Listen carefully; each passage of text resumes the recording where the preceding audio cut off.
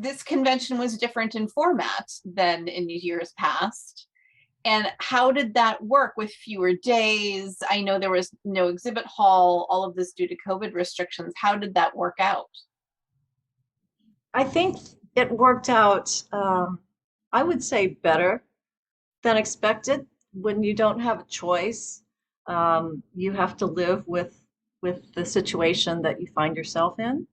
And I think maybe before we arrived, we had built it up as being some kind of horrendous gulag like horrible thing where we would see friends from around the church in masks and maybe not recognize them or not be able to find people that we knew or mix with other deputations, or even how would our own deputation be affected by the protocols that were set up. But once we got into the business of legislating and discussion and even praying, although the worship situation was set up so differently and not at all what those of us who've attended before are accustomed to, it was still great worship. And having the sermons presented on a big screen, well prepared beforehand, highly visible, it was actually in a way more engaging than being in a ballroom, seated in the back row of a ballroom,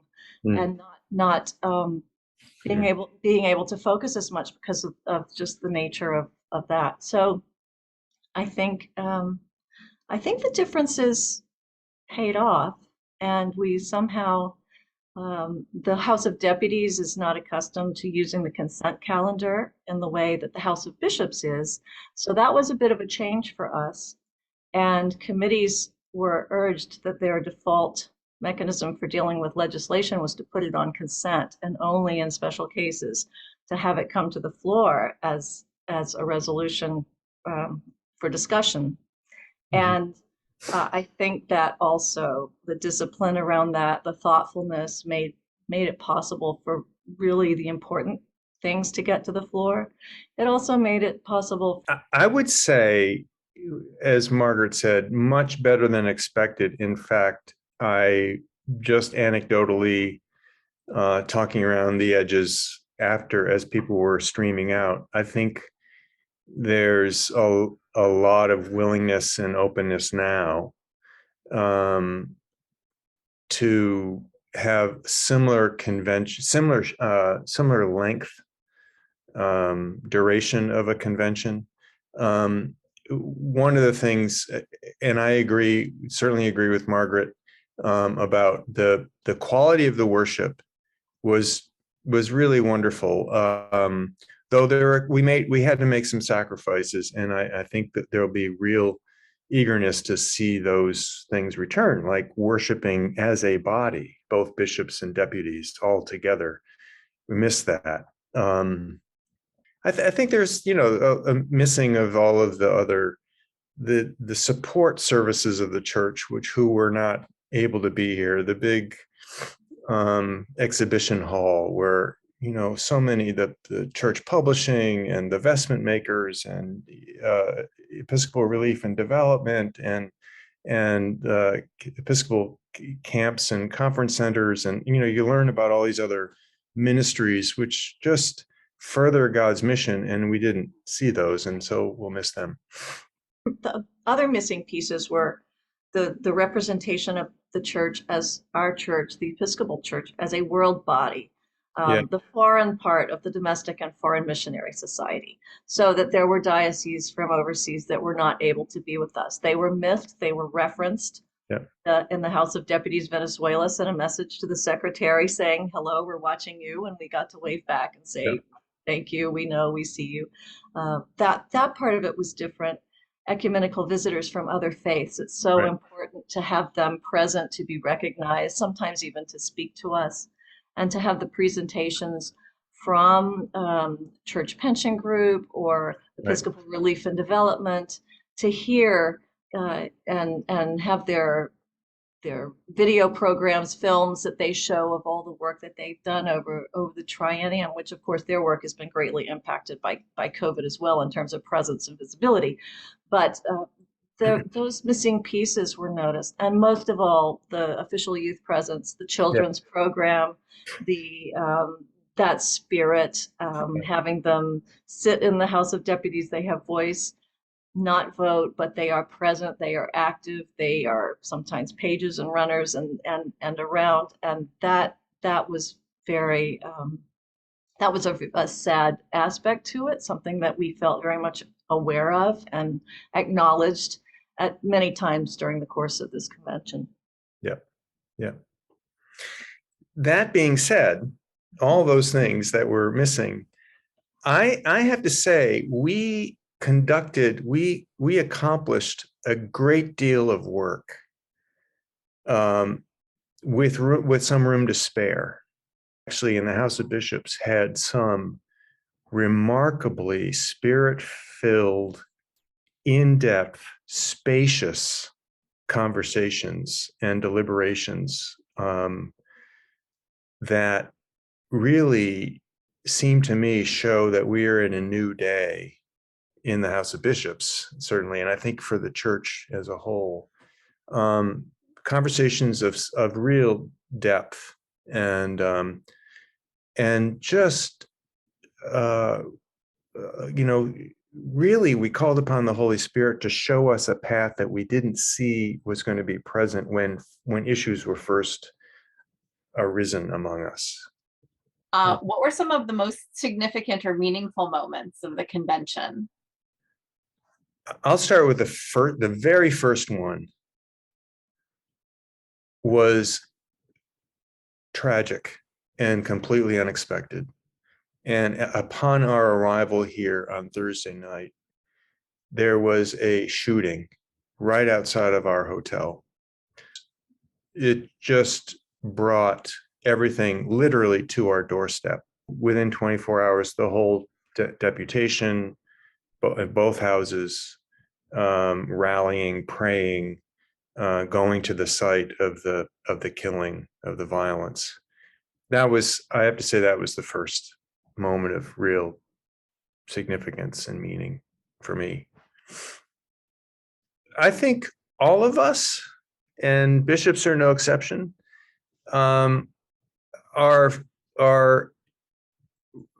tempted to respond to the sad and often violent, if not in action but in speech, divisions among us as a nation, and the threats to our democracy, and signs of insurgency and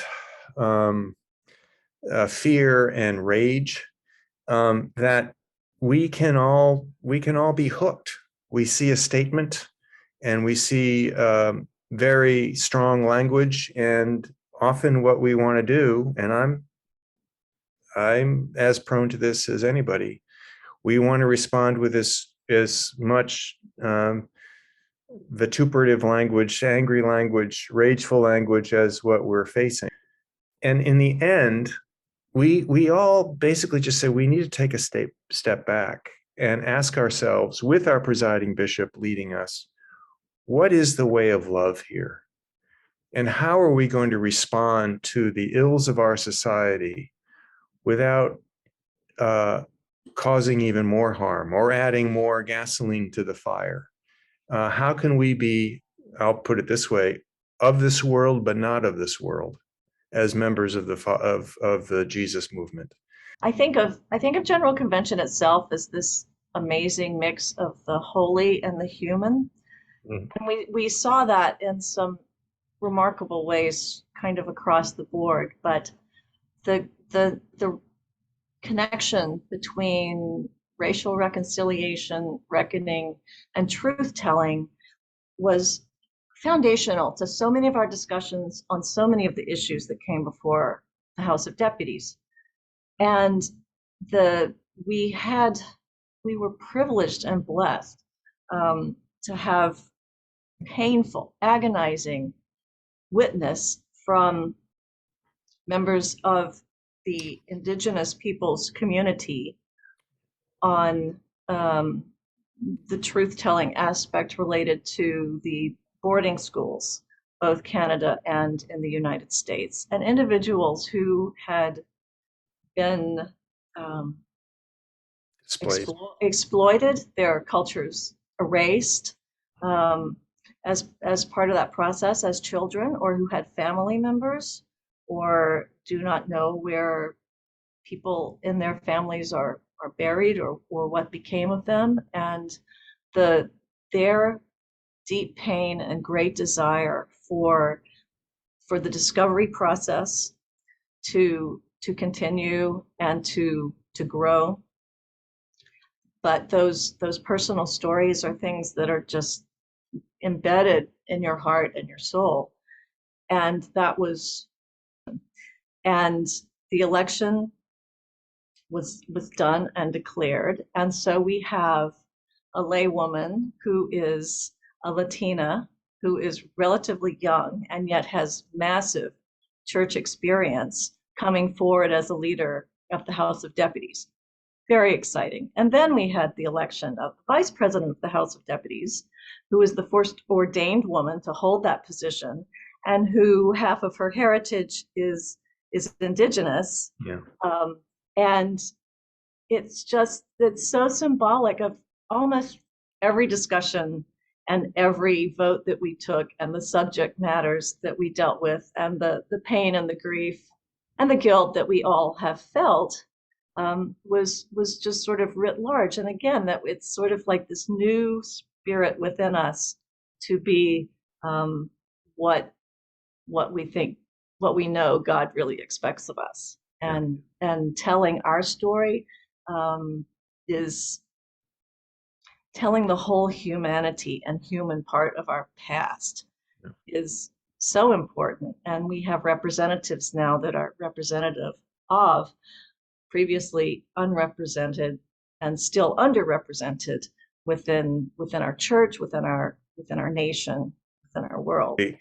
One of the most significant, indeed historic resolutions was the creation of a voluntary, the Coalition for Racial Justice and Equity. So it's to be a voluntary association of dioceses and other Episcopal agencies that are going to work further to further the reality of the beloved community among us, for truth-telling, reconciliation, and reparations. And if you're interested in possibly, if one is interested in possibly becoming a deputy, but you can't wait too long, because that election for new deputies will be this November, when Michael Curry will be our guest, and it's going to be very exciting to have him with us. So yeah, so think of it, but think fast.